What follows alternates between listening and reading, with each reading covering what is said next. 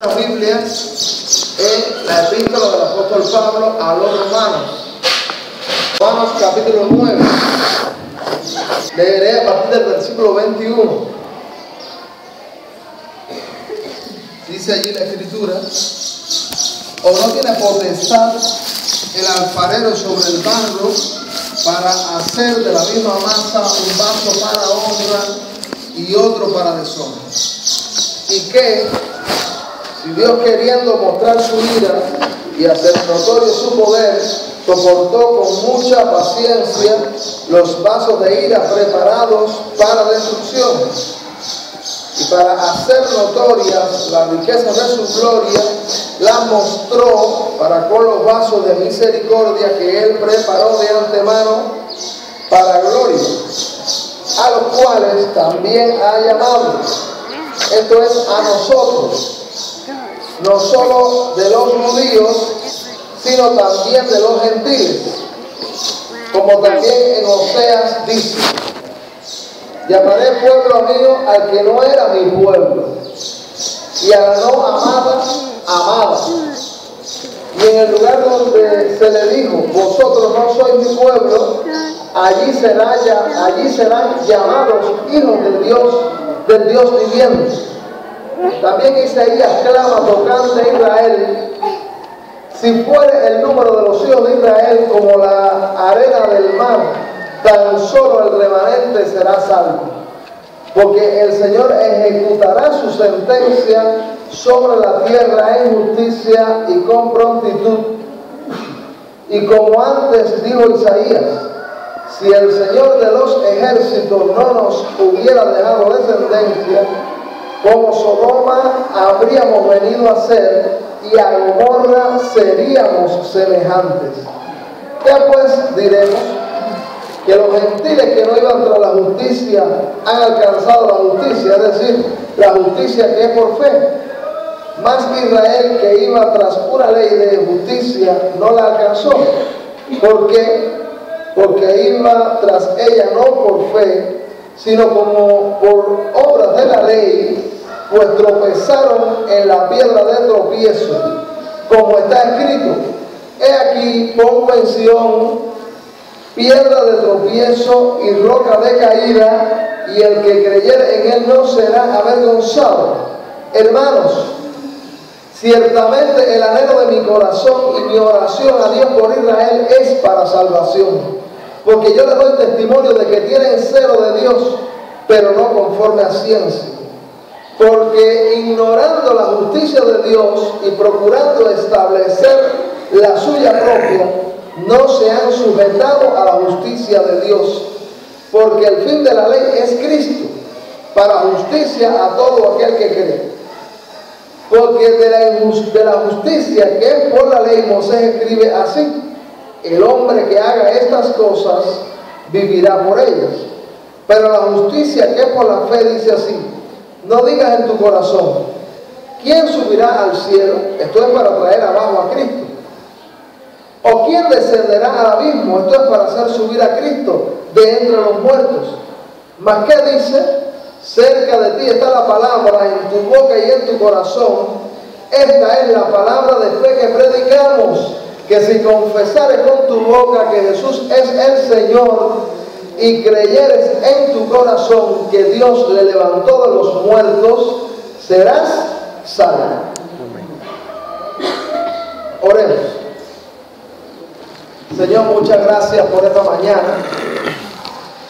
Tú nos has traído a este lugar con el propósito de que te alabemos, te exaltemos. También nos has traído con el propósito de escuchar tu voz en tu palabra. Aplica tu palabra a nuestros corazones conforme a la necesidad. También esclarécenos para poder ayudar a otros a ser esclarecidos. Gracias porque podemos leerla y estudiarla. Sé con aquella persona que ha llegado a este lugar con cargas y luchas que estorban que su mente esté concentrada en tu palabra. Señor, haz que haya sosiego y que no haya estorbo para que tu voz sea oída por algún alma, por algún corazón. Lo pedimos por Cristo Jesús. Amén.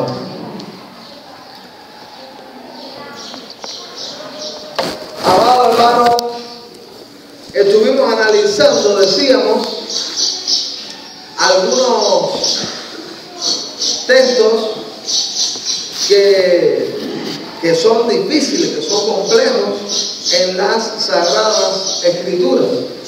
El domingo pasado, y también textos donde cristianos buenos, todos cristianos buenos, a veces no se han puesto de acuerdo en algunos análisis de la palabra.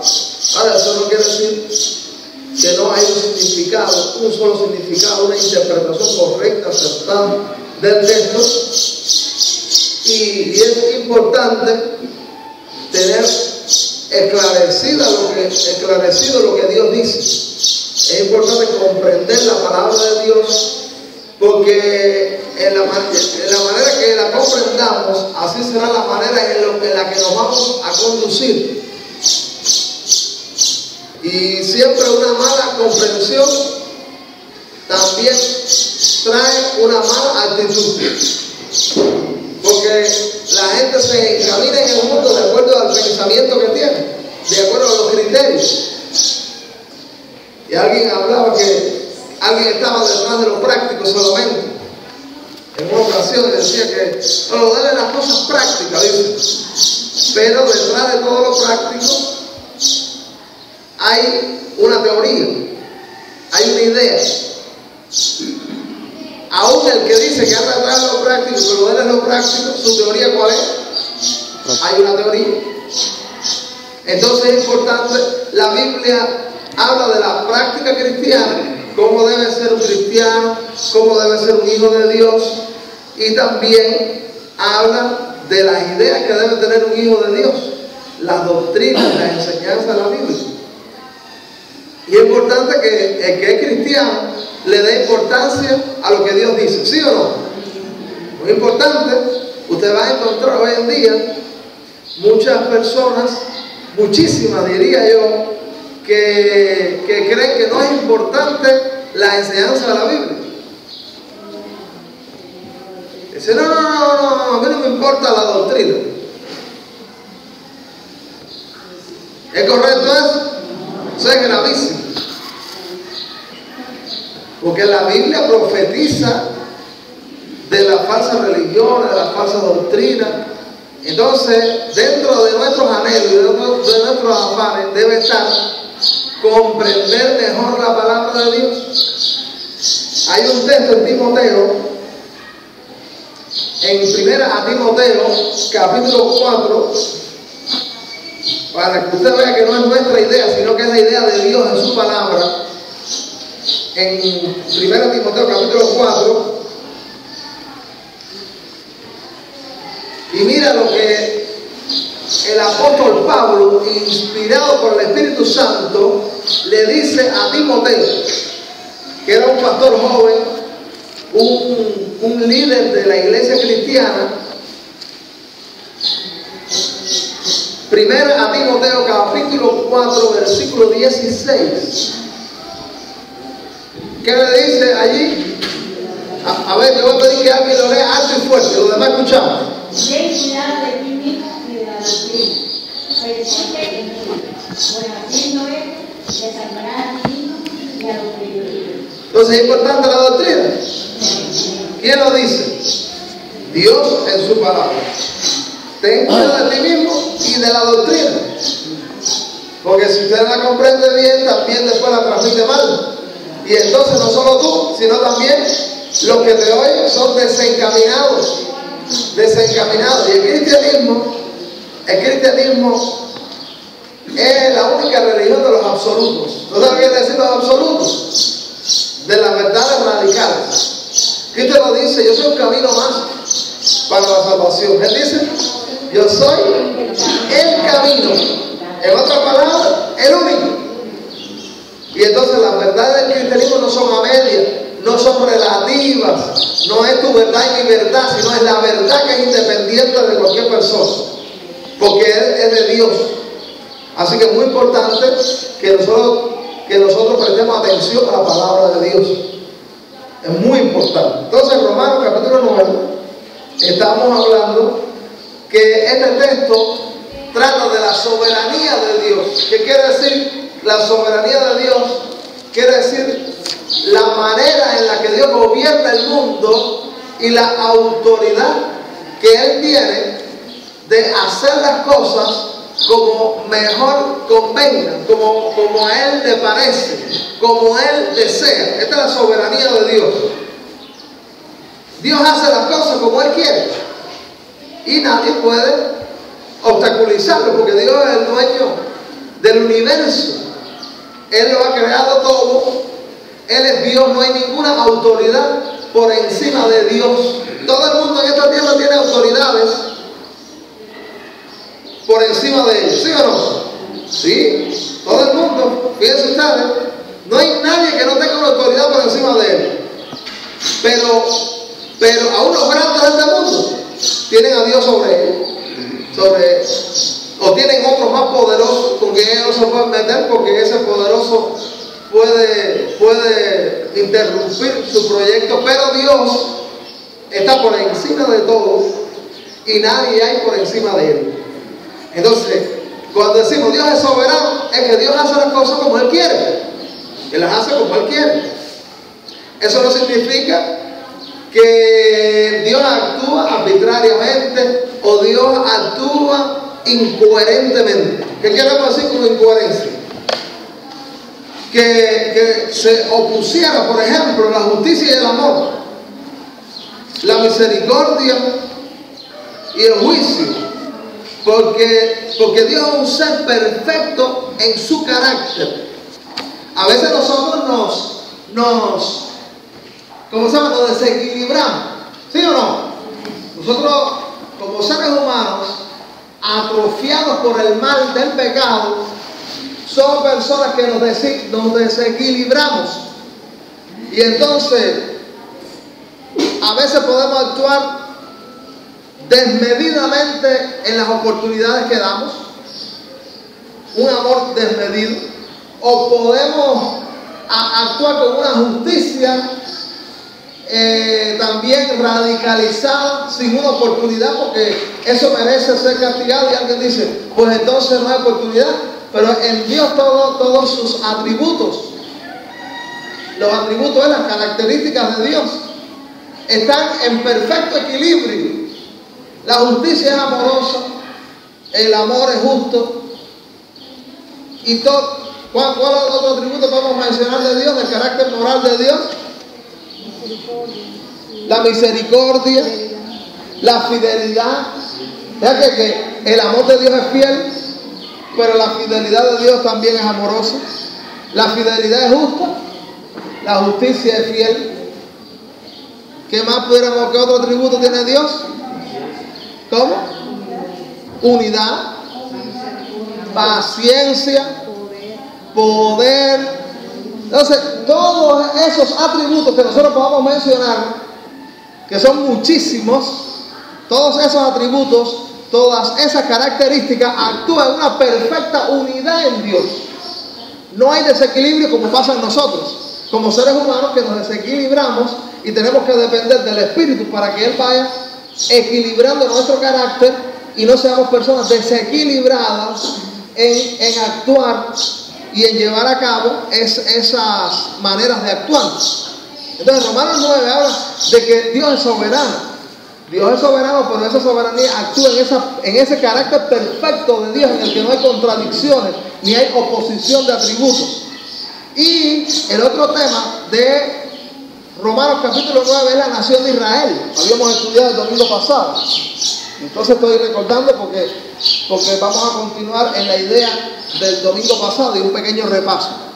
Entonces, ahí en Romanos 9 se habla de el trato de Dios. ¿Con quién? Con la nación de Israel. Con el pueblo que Dios había escogido en el Antiguo Testamento, decíamos, para los propósitos de Él. Y que Dios escogió a la nación de Israel porque Él quiso. él dijo, yo necesito una nación para yo llevar a cabo mis propósitos en el mundo y bendecir al mundo. Pero yo necesito un instrumento que me va a servir para la bendición que yo quiero llevar al mundo entero. Siempre el propósito de Dios fue bendecir al mundo entero, ¿sí o no? Y eso los judíos no se daban cuenta.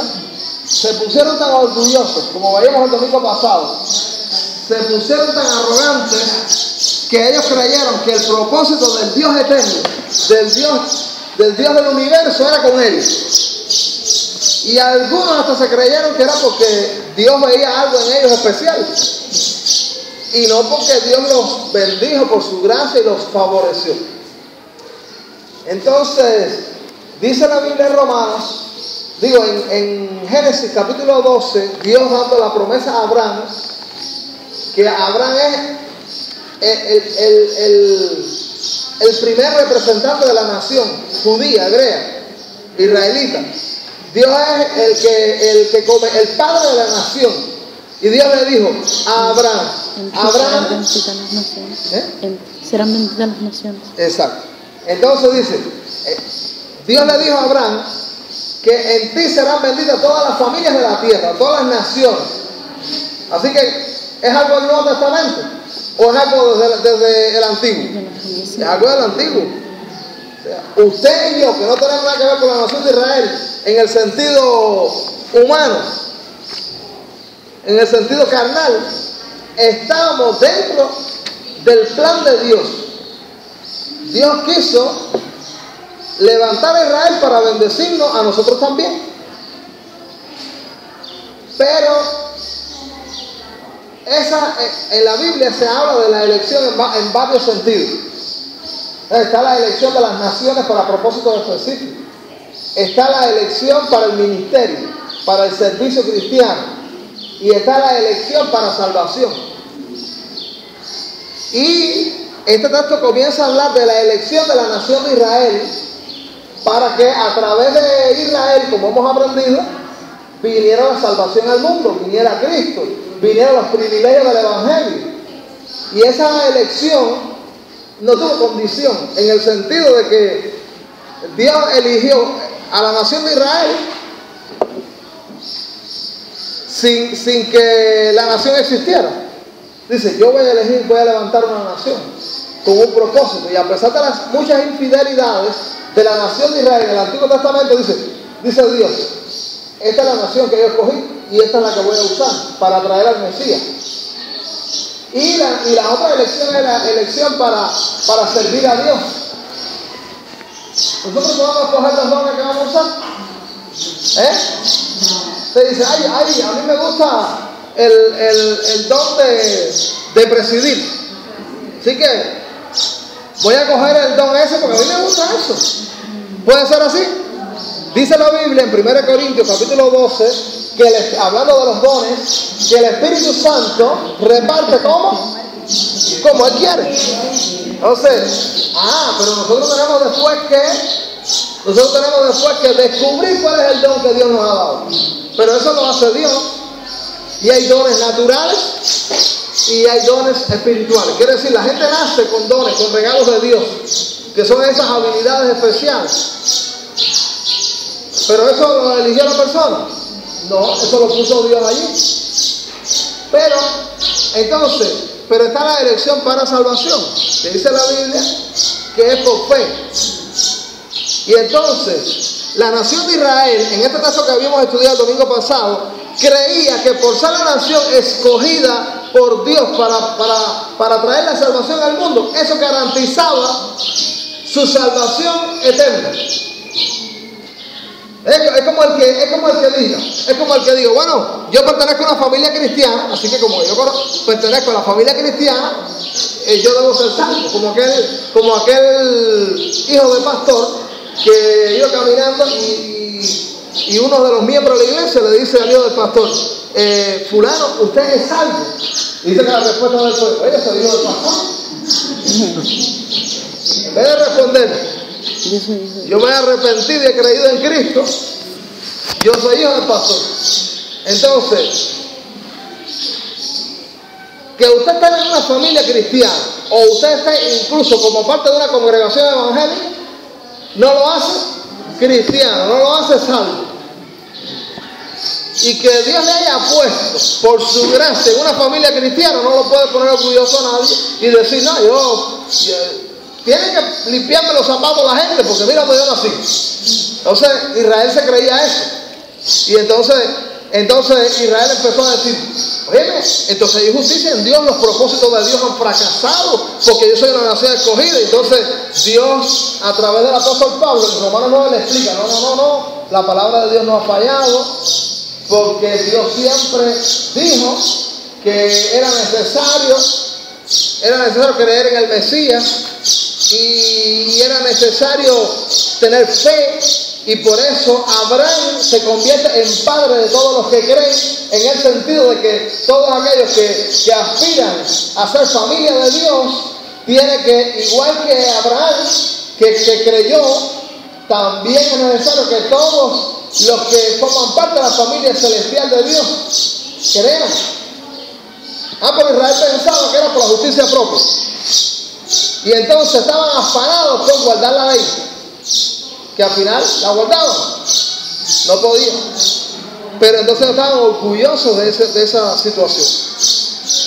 Y la Biblia insiste en todo este capítulo que la nación de Israel ha cometido incredulidad, y por su incredulidad estaban fuera del proyecto de Dios. Aunque era una nación elegida para propósitos específicos, no era nación elegida para estar en la eternidad.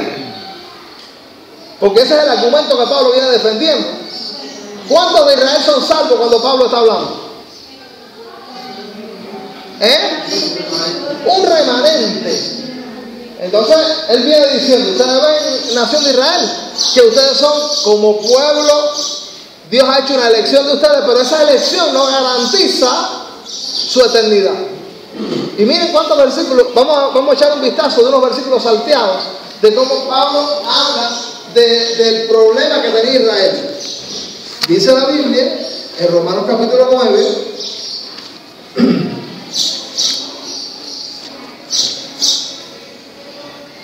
dice el versículo 30,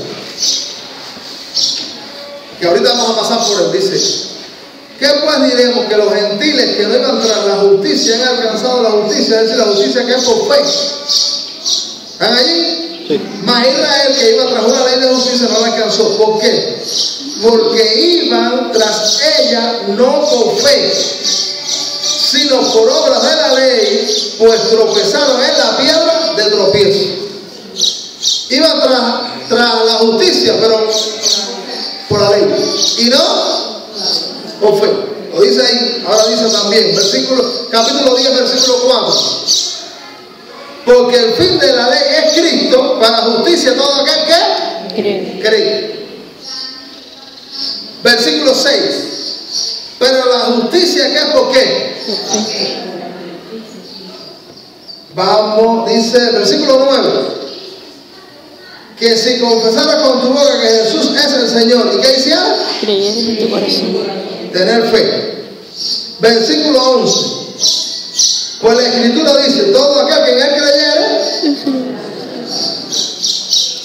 Versículo 16 y 17. Mas no todos obedecieron al Evangelio, pues Isaías dice, Señor, ¿quién ha creído a nuestro anuncio? Creído, fe.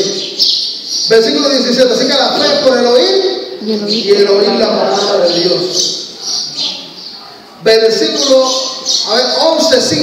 11:5 dice, así también aún en este tiempo ha quedado un remanente. Fíjate, ya hablamos cuántos de Israel habían sido escogidos para la salvación. Remanente, dice, ha quedado un remanente escogido. Ahora dice, ¿por qué? Por gracia. Y si por gracia, ya no es por obras. De otra manera, la gracia ya no es gracia, y si por obra ya no es gracia, de otra manera la obra ya no es obra. Ahora,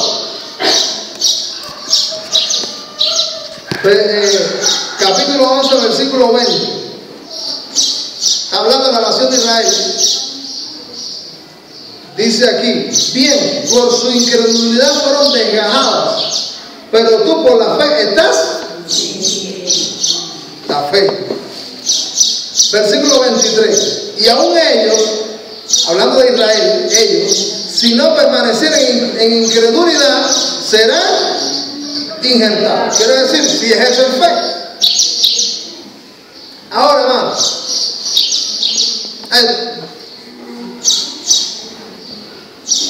hace como un mes atrás estaba con un hermano debatiendo algunos de los temas y estamos hablando y estaba expresándole que la salvación es por la gracia de Dios. Pero digo yo, pero es necesario que tenga fe en Dios para recibir la gracia salvadora de Dios. Y dice, no, entonces ya no es gracia. Si tiene que creer, no es gracia. Entonces, él estaba oponiendo la gracia y la fe. Y estaba interpretando la fe como una forma de obra. Pero, dijimos el domingo pasado también que en la Biblia nunca hay un contraste entre la fe y la gracia, como siendo cosas distintas. Sino que la fe es la manera de acceder a la gracia. La fe es obra. No. La fe no es obra, según lo que nos expresa la Sagrada Escritura. Y no podemos interpretar la fe como una forma de obra. La fe es un dejar de obrar para confiar en la obra de Dios, para recibir la obra de Dios. Entonces le leí un versículo. Mira este versículo bien importante. Romanos capítulo 4. Y le digo, mira, tú no puedes interpretar la fe como obra, porque la Biblia no interpreta la fe como obra. La fe no es una manera, una forma de obra. La fe es opuesta a las obras. Y la gracia y la fe no se oponen. Romanos 4:16 dice, por tanto, es por fe para que sea por qué. Por gracia. Por gracia. Entonces, ¿la gracia y la fe se oponen? No.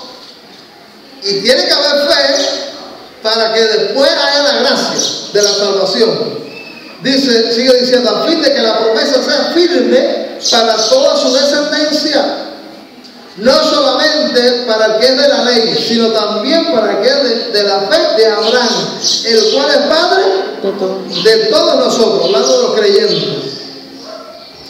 Y mira, el ejemplo que está tratando el capítulo 4 de Romanos, lo que está tratando el capítulo 4 de Romanos es, porque acuérdense que Pablo tiene que convencer a los judíos con el Antiguo Testamento, porque esa es la Biblia de ellos. Pablo, que es un especialista en el Antiguo Testamento, tiene que convencerlo con el Antiguo Testamento, porque si no el judío dice, no, esas son ideas nuevas. Entonces Pablo tiene que apelar a todo lo que se ha venido diciendo, tiene que apelar a Abraham, Isaac y Jacob para demostrar que lo que él está diciendo no es nuevo, sino que el Evangelio es antiguo, desde allá, desde Abraham. Y entonces, el ejemplo que está poniendo es que Abraham, los privilegios que tuvo y la salvación de él, no dependió de las obras. Porque él, ¿qué hizo? ¿Qué fue lo que hizo Abraham? Creyó, dice la Biblia. Hay un catecismo de Westminster que dice, que hace una definición de fe, dice, la fe es la respuesta del hombre al amor de Dios por quien Él es y por todo lo que Él ha hecho. Creo que es como el cuarto por ahí. La respuesta del hombre al amor de Dios por quien es Él y por todo lo que Él ha hecho. La fe es la respuesta del hombre. Muy bien. La fe es una respuesta de nosotros al amor de Dios. Aquí en Romanos capítulo 4 dice, versículo 3, porque ¿qué dice la Escritura? Creyó Abraham a Dios y le fue contado, ¿por qué?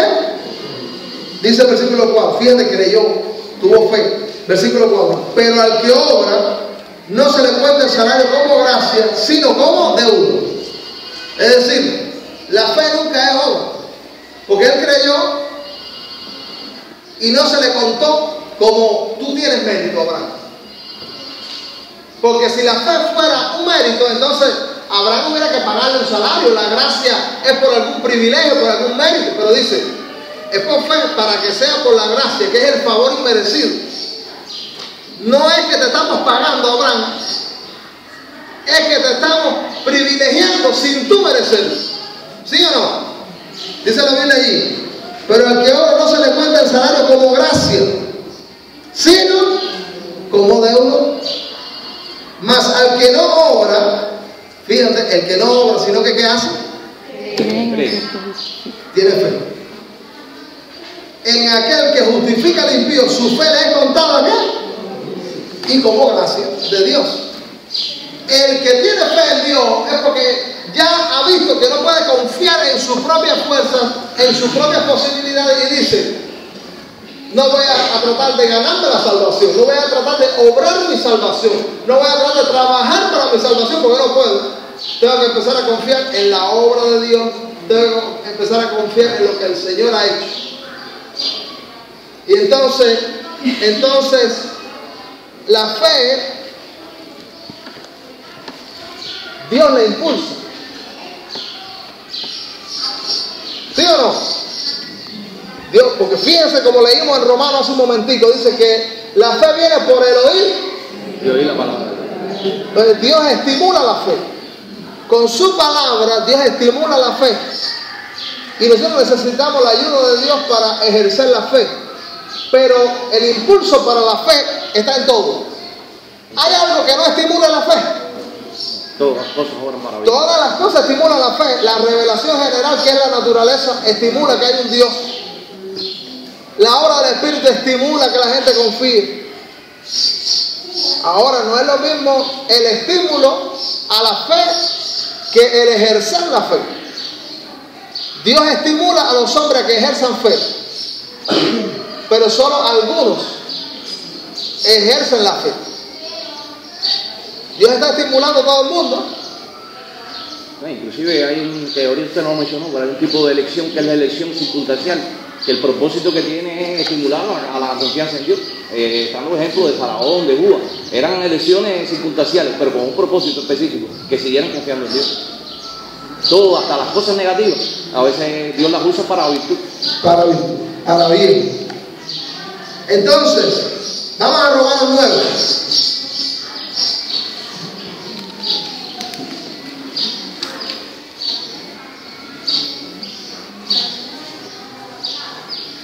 Fíjense que entonces la fe hay que hablar, cuando hablamos de la fe hay que hablar como una coproducción. Una coproducción, la fe es una coproducción. Dios obrando y nosotros ejerciéndola en respuesta. Dios estimula la fe y nosotros la ejercemos o no la ejercemos. Cuando alguien tiene fe, está la mano de Dios y también ¿quién? Nosotros, porque al final de cuentas no es Dios el que cree para salvación. ¿Quiénes son los que creen para salvación? Nosotros. La fe es un regalo de Dios en muchos sentidos, pero en muchos sentidos es una reacción a la oferta divina. La fe tiene los dos lados. Entonces dice la Biblia en el 9:8 que habíamos estudiado, dice allí: esto es, no los que son hijos según la carne, son los hijos de Dios. Quiere decir, cuando dice que no son hijos según la carne, ¿qué quiere decir? Según la descendencia de Abraham. Pero eso también quiere decir según el esfuerzo humano o según las posibilidades humanas. No es según, porque Abraham tenía posibilidad de tener hijos con Sara. No tenía. Entonces los que son hijos según la carne quiere decir según las fuerzas humanas. Nadie puede ser salvo según las fuerzas humanas. No son hijos de Dios según las fuerzas humanas. Oye, hermano, para que la gente entienda el evangelio, que llevar a cabo una desintoxicación rebelde. ¿Verdad? La gente se cree que lo que estamos haciendo en el evangelio y las cosas de Dios es que esa es gente buena. ¿Sí? Entonces hay gente que no está en la iglesia, que es moralista, y entonces el que no ha comprendido el evangelio dice: óyeme, ¿cómo Dios va a rechazar a ese hombre? ¿Sí o no? Porque dice, ¿ustedes no han escuchado eso? Porque mire ese hombre, como hace obras para bien. Lo mismo que el judío. que creía que llevando a cabo su obra iba a hacer algo para su salvación. No sé qué es eso, intoxicar.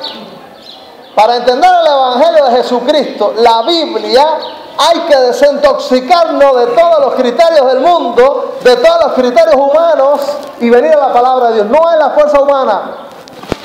Yo recuerdo hace años una famosa pregunta que la gente hacía a otros cristianos es: ¿por qué usted cree que Dios la debe recibir en el cielo? Y hasta gente que estaba en la iglesia y que estaba escuchando los estudios bíblicos decía: no, ustedes saben que yo soy una persona chévere con todo el mundo, y yo mire cómo hago el bien, y mire cómo le doy comida a los necesitados, y mire cómo le doy café a todo el que llega de visita a la casa, y mire cómo yo comparto mi ropa. Agustín de Hipona decía que las buenas obras son grandes pasos, pero fuera del camino. El camino es Jesucristo. Amén. Para ser salvo hay que abandonar el esfuerzo propio y confiar en lo que Él ha hecho. Dejar de obrar tú para aceptar la obra de Él consumada en la cruz del Calvario. Cuando Cristo dijo en la cruz: consumado es, dijo, está hecho. Y las buenas obras son resultado de ser salvo. Y son la salvación misma. Porque ese es otro criterio, ¿no? Dice: no, entonces si después de ser salvo usted tiene que llevar una vida de obediencia, entonces ya no es por gracia. Y le digo: no, pero es que la salvación precisamente es andar en el camino nuevo. El camino de las obras nuevas es el camino de la salvación. Porque si no, ¿de qué te salvó? ¿De qué te salvó? La salvación es salvación del pecado. Y usted anda en el pecado, ¿se salvó? Porque la otra es reducir la salvación a ir al cielo. Y sí, la salvación es también ir al cielo, pero primero que todo, la garantía de que puede ir al cielo es que su vida sea vida nueva.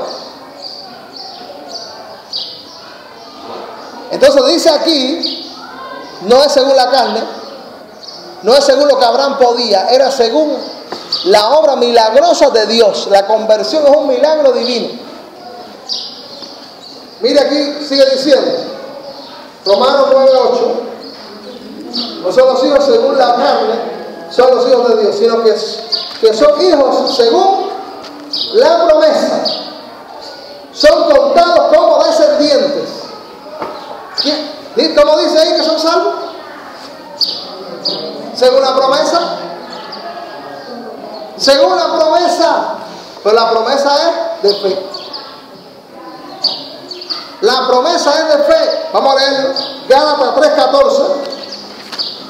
Recuerda que Romanos y Gálatas están tratando del mismo tema casi. Exactamente. Pero quiero ligar la promesa a la fe. 3:14. Gálatas 3:14.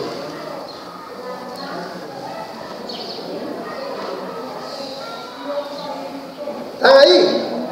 A ver, le voy a pedir a alguien de la congregación que lo lea alto y fuerte. Para que en Cristo Jesús la bendición de Abraham alcance a los gentiles, a fin de que por la fe recibiremos la promesa del Espíritu.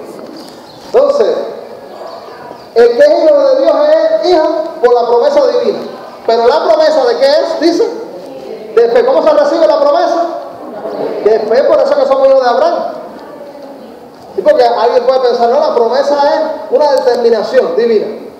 La promesa es determinación en el sentido de que la ha determinado enviar la promesa. Pero la manera de agarrar la promesa, según Gálatas 3:14, es de fe. La promesa era también para la nación de Israel completa.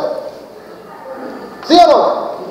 Sí, la promesa o las promesas, porque se puede leer como la promesa en el sentido del paquete de la salvación, o la promesa en singular, la promesa en singular para hablar del paquete de la salvación, o las promesas para hablar de que Dios iba a enviar al Espíritu, que era una promesa de Joel, para hablar del Mesías, para hablar de la obra de Dios en el corazón y la transformación, para hablar de una nueva vida. Eran las promesas en muchos sentidos, pero también era la promesa hablando del paquete. Y Dios lo dio a toda la nación, ¿sí o no?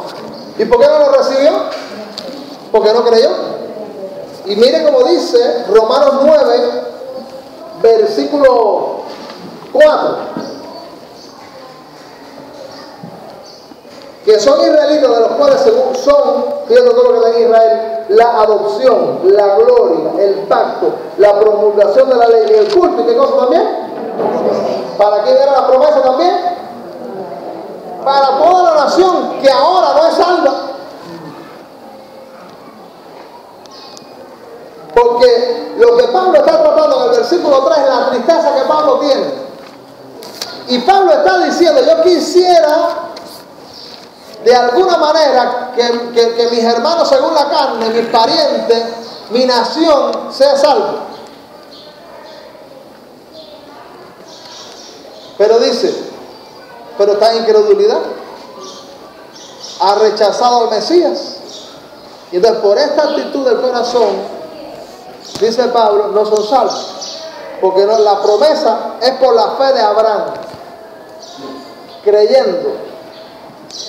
Ahora, capítulo 9, versículo 21.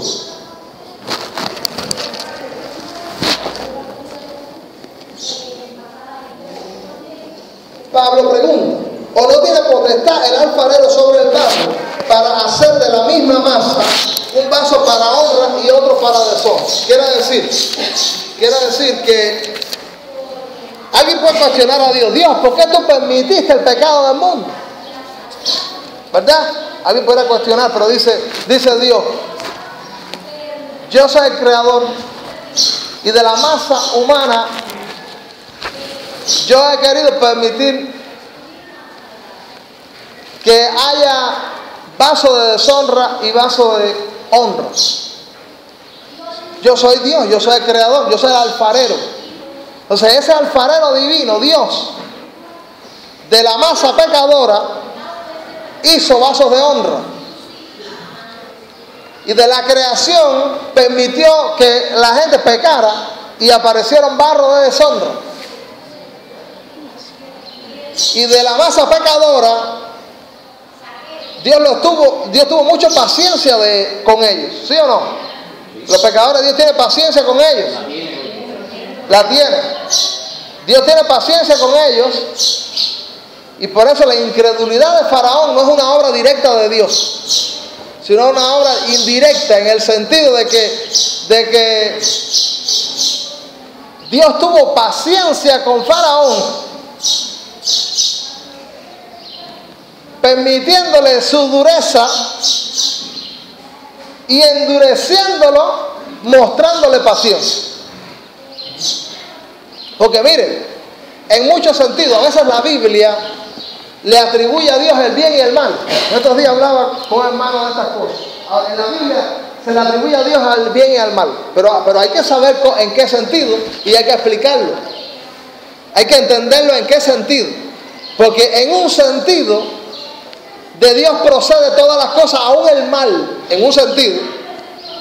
Pero en otro sentido, de Dios no viene ningún mal. Ahora, ¿en qué sentido de Dios viene el mal? Vamos a poner un ejemplo. En ese sentido, exacto. Vamos a leer de otra manera un versículo específico. Cuando Moisés está con la zarza ardiendo, vamos a leer allí. Que ahora mismo le voy a decir en Éxodo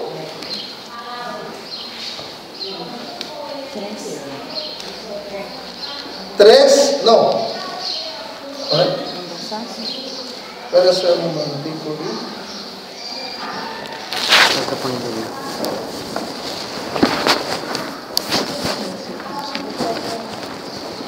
Ahora mismo le digo.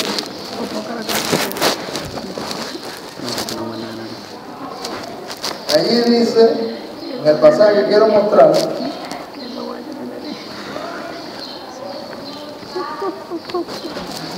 en 4:11, Éxodo 4:11. ¿Ustedes se acuerdan que Dios apareció a Moisés en la zarza ardiente? Y entonces dice Dios a Moisés, tengo un plan para ti, te voy a usar para que liberes a mi pueblo allá en Israel. Y dice Moisés, no, yo no puedo, Dios, ¿verdad? Si hay alguno de nosotros que le ponemos objeciones al llamado divino. Y Dios te dice, te quiero usar, voy a tener un proyecto contigo, te voy a dar un ministerio para que tú lo desarrolles en la iglesia. Y dice, no, Señor, yo no sé tanto, yo no sé hablar bien, yo tengo tantos problemas, tú no sabes la familia que yo vengo, me duele la columna de vez en cuando, tengo artrosis, mil cosas le ponemos a Dios, ¿no? Y entonces Moisés empezó con eso. Y entonces dice Dios, pero yo soy Dios y yo sé que te voy a usar. Y entonces mire cómo dice el versículo 11, y Jehová respondió, después de todos los obstáculos de Moisés, Jehová respondió, ¿quién dio la boca al hombre? ¿O quién hizo al mudo y al sordo, al que ve y al ciego? ¿No soy yo, Jehová? Entonces alguien lee eso de pronto y dice, mira, pues, Dios es el creador de los mudos y Dios es el creador de los cojos. ¿Tú el que te vas a coger aquí en esta mañana? Dios te la puso.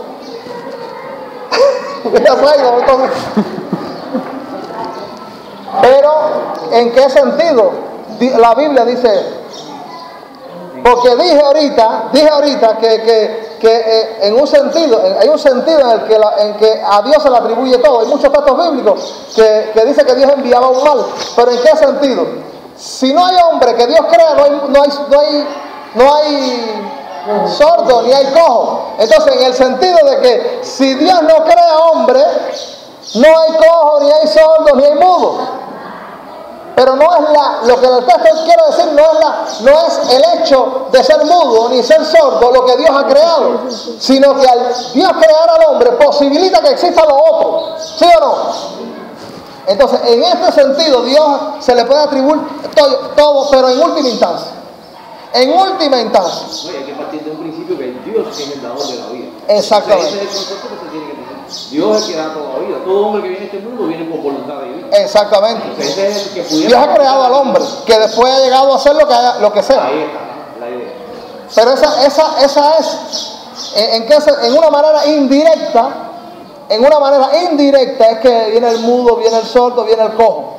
Directamente, Dios no ha hecho eso. Y entonces por eso es que, porque fíjense, Santiago dice, toda buena dádiva y todo don perfecto desciende de lo alto, del Padre de las luces, en el cual no hay mudanza ni sombra de variación. Entonces, mire, hermano,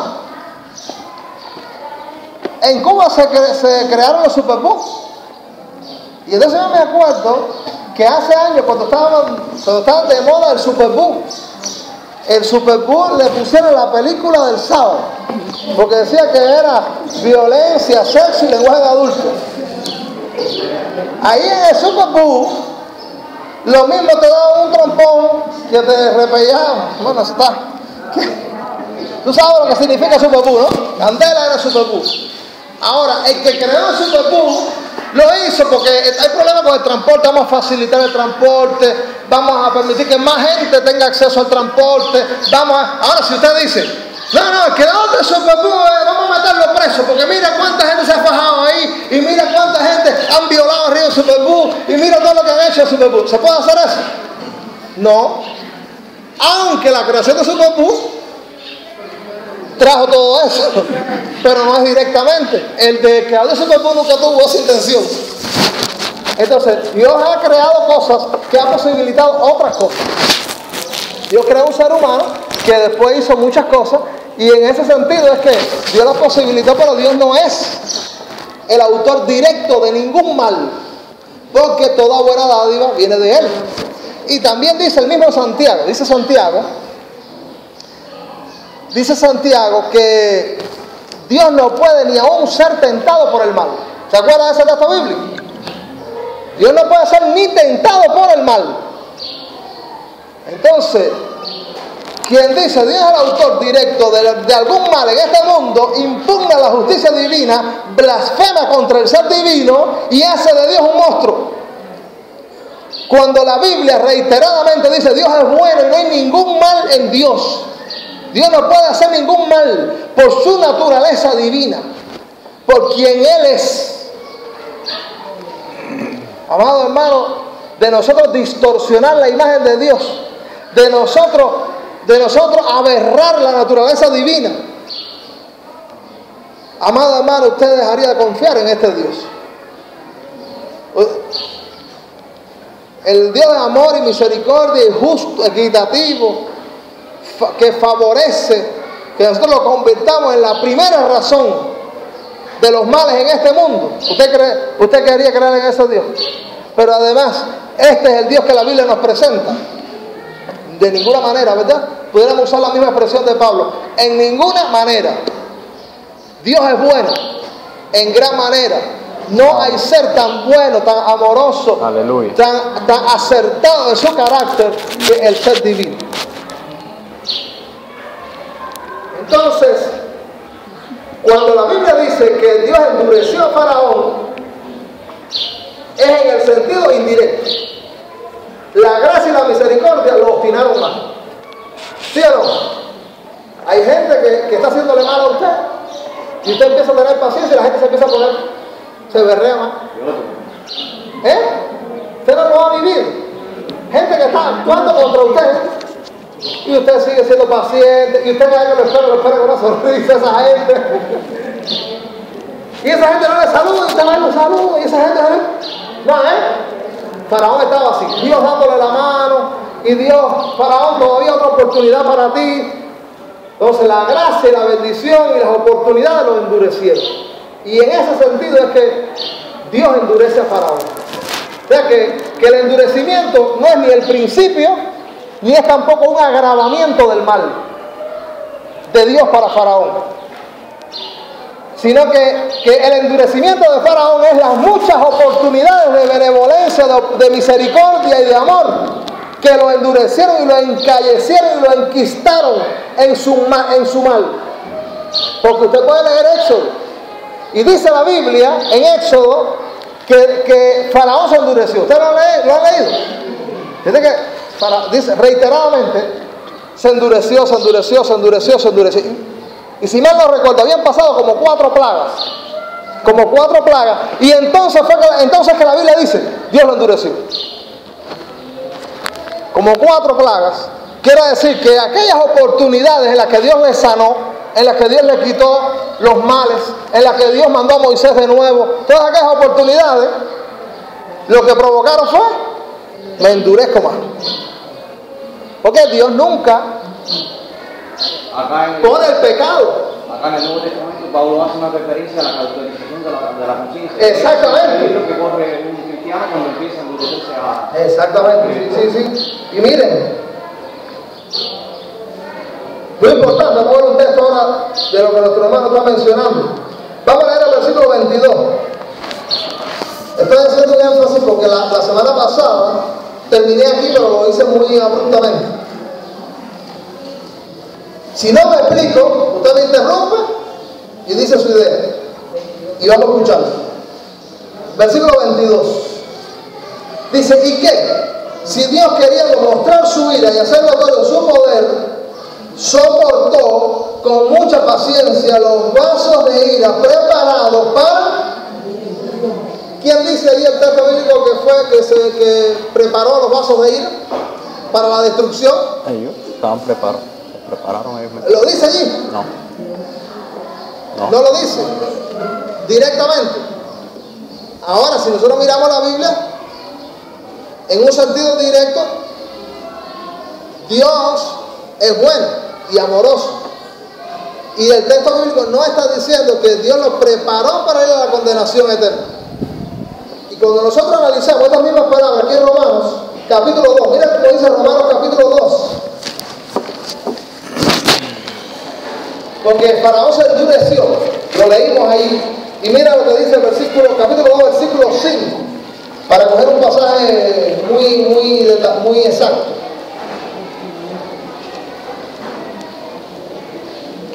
Romanos 2, 5, a ver por favor, ¿alguien le puede leer?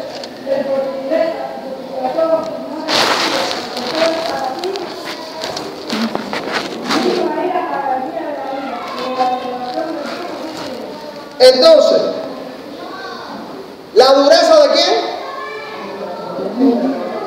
Y está hablando de la nación de Israel y del mundo gentil que se obstina en su pecado. Dice, pero por tu dureza, la dureza es tuya. Y dice también, y por tu corazón no arrepentido, atesoras para ti mismo ira para el día de la ira y de la revelación del justo juicio de Dios. Casi que queda claro quién es el que se prepara para la condenación eterna. ¿Quién es el que se prepara? El hombre mismo. La masa pecadora. El alfarero divino, permitiéndole y teniendo mucha paciencia a la masa pecadora, en ese sentido es Dios el alfarero quien crea vasos para honra y otros para deshonra, uno para la destrucción y otro porque Dios los crea permitiendo que por su dureza y por su corazón no arrepentido va a juicio. Pero versículo 22 dice, vasos de ira preparados para destrucción. Ahora mira el versículo 23 que decíamos que íbamos a hacer énfasis. Versículo 23. Y para hacer notoria las riquezas de su gloria, las mostró con los brazos de misericordia que, ahora mira, dice preparado. Que Él preparó. El domingo pasado les dije, miren el versículo 22 y 23, que no son versículos simétricos, que expresan las mismas ideas de unos preparados por Dios para la destrucción y otros preparados para la gloria. No. Se autopreparan los que van al infierno y a la condenación. Y Dios prepara directamente los que van a la gloria. Porque además la imagen, usted sabe, hay una ilustración del alfarero y la arcilla. Porque de pronto entró Dios en el taller de la alfarería, entró Dios al taller y encuentra un pedazo de arcilla, un pedazo de barro en el piso y dice, ay mira, un pedazo de barro, voy a hacer aquí. Y entonces la arcilla no hace así y saca la mano y dice, ay, ¿por qué me estás haciendo así? Porque la arcilla es persona. No. Ahora, esta es una imagen, una ilustración solamente parcial de lo que sucede con Dios. Porque los mismos judíos ahora están diciendo, falló la palabra de Dios. ¿Por qué tú dices eso, Pablo, de que Dios nos desechó? Simplemente es una ilustración del barro. Y Él prepara a los que creen. Porque los que no están preparados es por su incredulidad, como hemos leído. Dice la Biblia que Él preparó de antemano para gloria.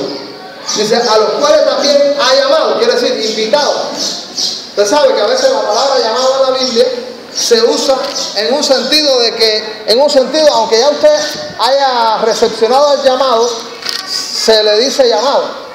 En el sentido de que usted invitó a la gente a la boda, llamó a la gente a la boda, y entonces ya la gente está en la boda, la gente respondió al llamado, pero usted le sigue diciendo, ustedes los invitados, ustedes los llamados, no porque la gente no haya tenido que responder al llamado, sino en el sentido de que son llamados y están aquí, son invitados y están aquí, y la Biblia le sigue llamando invitados en todo el sentido. Después dice,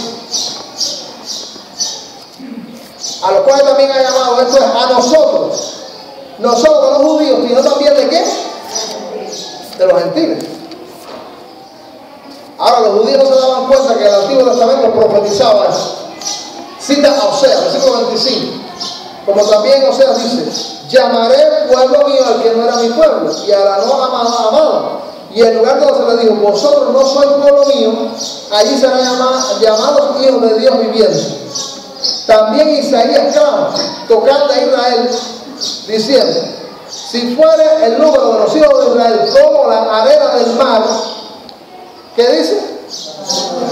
Porque acuérdense que Dios le dijo a Abraham no podía tener hijos, y Dios le dijo, Abraham, tú vas a tener hijos como mira el cielo y las estrellas. ¿Se pueden contar? No se pueden contar. Vas a tener hijos así, Abraham. Mira la arena del mar. ¿Se puede contar? No se puede contar. Tú vas a tener muchos hijos así. Ahora, no toda esa descendencia de Abraham fue salva. aunque Dios los había elegido, pero para un propósito específico, no para la eternidad. Y entonces dice la Biblia, tan solo el remanente será salvo. ¿Quién de la nación de Israel es salvo ahora? El remanente. Por ejemplo, los 12 apóstoles de Cristo, ¿de qué nacionalidad eran? Judíos. ¿Qué cosas son ellos con respecto a Israel? Un remanente. Dios tiene un remanente. ¿Y tú sabes por qué? A lo mejor Dios no ha limpiado con la nación de Israel, porque hay un remanente. Los remanentes es una doctrina de la Biblia que habla de por qué Dios a veces no enjuicia a naciones completas. Ustedes se acuerdan de la conversación con Abraham cuando iba a destruir a Sodoma y a Gomorra. Dice Dios a Abraham, voy a destruir Sodoma y Gomorra. Y Abraham, el justo, el hombre de Dios, empieza a interceder: Señor, si hubiera allí 50, si hubiera allí 40, si hubiera allí 30, si hubiera allí 20, si hubiera 10. Y dice, si hay un remanente, dice Dios, ¿qué cosa? Voy a parar la destrucción. Pero encontró algo. Bueno, ni uno. Entonces dice, ya estos son vasos preparados para la destrucción. Se prepararon para la destrucción porque se enquistaron en su maldad. Pero siempre que hay un remanente, Dios tiene alguna aspiración. Se le puso los cananeos. Siempre. Y siempre dentro de todas las masas hay remanentes. Dentro de todo el pueblo de Dios hay un remanente que está más afilado. Dentro del mundo, remanente. Entonces dice la Biblia, mire cómo dice, como la arena del mar, tan solo el remanente será salvo. Versículo 28, porque el Señor ejecutará su sentencia sobre la tierra en justicia y con prontitud. Y como antes dijo Isaías, si el Señor de los ejércitos no nos hubiera dejado descendencia, ¿qué cosa? Como Sodoma habríamos venido a ser, y a Gomorra seríamos semejantes. O sea, si no hubiera remanente de Israel, Dios hubiera dicho, vamos a limpiar con esta gente. Pero dice la Biblia que de ambos pueblos hizo uno derribando la pared intermedia. O sea, del remanente judío y también del poquito gentil, que es mayoría con respecto al remanente de Israel. Dios tiene gente que le está sirviendo, dice la Biblia. Ahora el versículo 30 dice, ¿qué pues diremos? Voy a terminar aquí en estos versículos.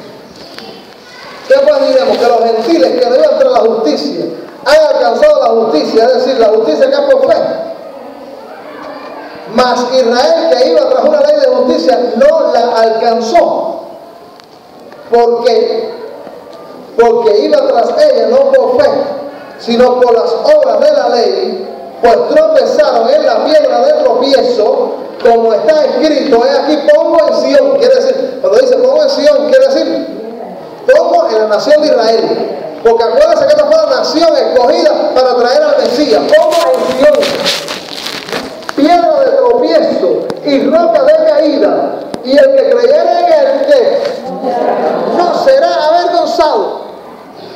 Ahora, hermano, Pedro dice que Cristo es la principal piedra del ángulo. ¿Cuántos se acuerdan de ese pasaje de la Biblia? Principal piedra del ángulo, porque aquí está, la Biblia está comparando al pueblo de Dios, a la iglesia, a los cristianos, con una edificación, con un templo. Y compara a Cristo como el fundamento, la principal piedra.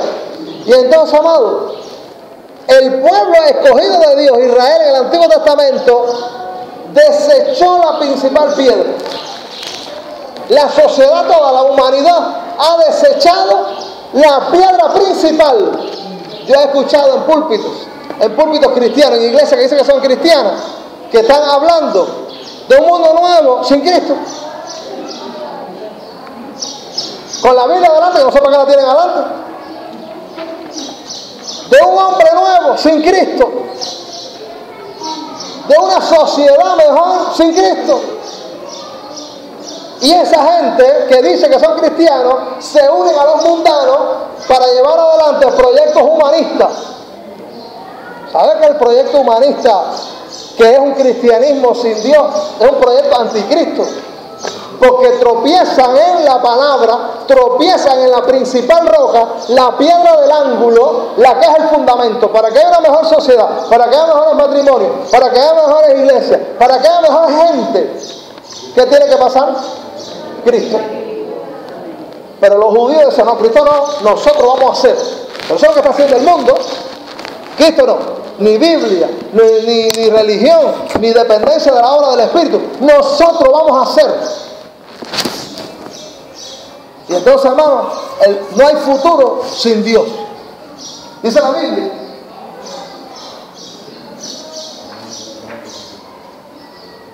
El que creyera en Él. Miren, hay un pasaje.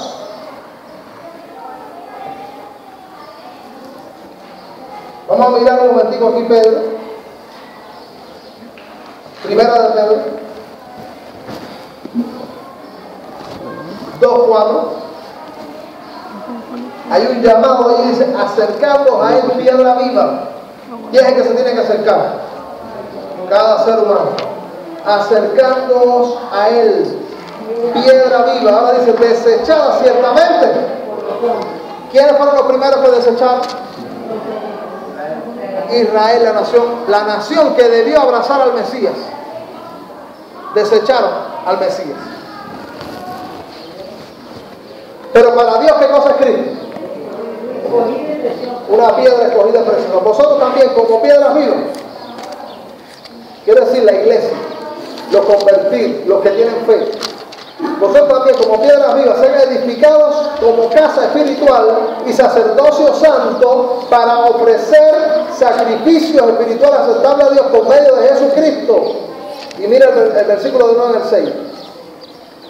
He aquí pongo el Señor la principal piedra del ángulo, escogida y preciosa. El que creyera en Él no será avergonzado. Si tú confías en lo que tú puedes hacer y tú dices, Dios me tiene que aceptar, pues es una gente muy chévere y muy buena y yo hago mucho en este mundo, entonces dice Dios, tú vas a quedar avergonzado. Pero si tú no confías en lo que tú puedes hacer, sino tú dices, yo necesito a Jesucristo, yo necesito a Dios, no es por ser religioso, no es por venir a la iglesia, no es por ser bautizado, no es por dar diezmo, no es por darle comida a los que tienen hambre, es solamente por Jesucristo y por la gracia de Dios. Entonces tienes que dejar de orar tú para creer en lo que Él puede hacer por ti, y entonces una vez que tú crees, Jesucristo se convierte en tu roca, en tu fundamento, y tú no eres avergonzado. ¿Cuánto decimos amén? Amén. Gloria a Dios, amado hermano. Nosotros tenemos que ser la iglesia de Jesucristo en este mundo. No podemos convertirnos en otro grupo hablando de mundo mejor en la fuerza humana. Solamente Jesucristo, solamente la gracia de Dios, solamente la obra de Dios. Habrá un pueblo nuevo, un pueblo renovado. Israel fue desechado porque confió en la justicia propia. Y hay mucha gente, la única religión que habla de la gracia de Dios y que esto es un regalo, la única, ¿usted sabe cuál es? El cristianismo. Donde dice esto es un regalo de Dios. Hay gente diciendo, no, yo no voy a la iglesia porque tengo muchos pecados, muchos vicios, muchas cosas desagradables. ¿Y qué hay que decirle a esa gente? Así todo hecho leña, ven para acá. Porque no es que tú te vas a reformar para buscar a Dios, es que Dios te va a emparapetar y te va a armar y va a hacer de ti una nueva criatura. Vamos a orar. Señor, gracias por lo que tú nos estás enseñando, que tú soberanamente has dicho que el que cree es salvo y que el que no cree es condenado. Soberanamente tú has decidido las demandas, tú has decidido que Jesucristo es el camino. Y gracias porque tú nos enseñas que el ser humano es muy débil, muy poca cosa, y que en las fuerzas humanas no podemos lograr nada.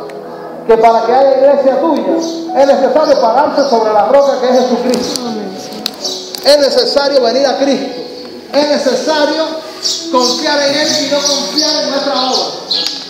Confiar en lo que Jesucristo dice. Aceptar la justicia divina. Señor, en esta mañana a lo mejor hay alguien que ha llegado debilitado porque ha tratado de hacerlo muchas veces y lo ha tratado de hacer en sus fuerzas. ha tratado de lograrlo a través del músculo humano. Pero Señor, tú dices que es por la obra tuya. Tú dices que es milagrosamente lo que tú puedas hacer en los corazones. Dale ánimo en esta mañana a alguien que tú traigas a su memoria lo que hace 2000 años Jesucristo hizo en la cruz del Calvario, luego resucitando, levantándose. Y si tú te levantaste de la muerte, el enemigo más grande que el ser humano ha podido vencer, si tú lo venciste, es posible vencer cualquier cosa. Permite que en esta mañana alguien sea estimulado a la fe y alguien también decida confiar en ti y no en él mismo, para que tú puedas obrar en el hogar, en la familia, en el barrio, en la misma iglesia, que nosotros miremos en torno a Jesucristo y solo Cristo, y solo el poder de Él, y solo la gracia de Él. Reprende cualquier obra de las tinieblas que entorpece el fluir de tu palabra, cualquier obra de las tinieblas que entorpece la gracia tuya, que entorpece que los corazones recepcionen de verdad. Que al salir de aquí tu Espíritu continúe trabajando, continúe obrando y abriendo la mente para que aparezcan auténticos hijos tuyos. Lo pedimos por Cristo Jesús. Amén.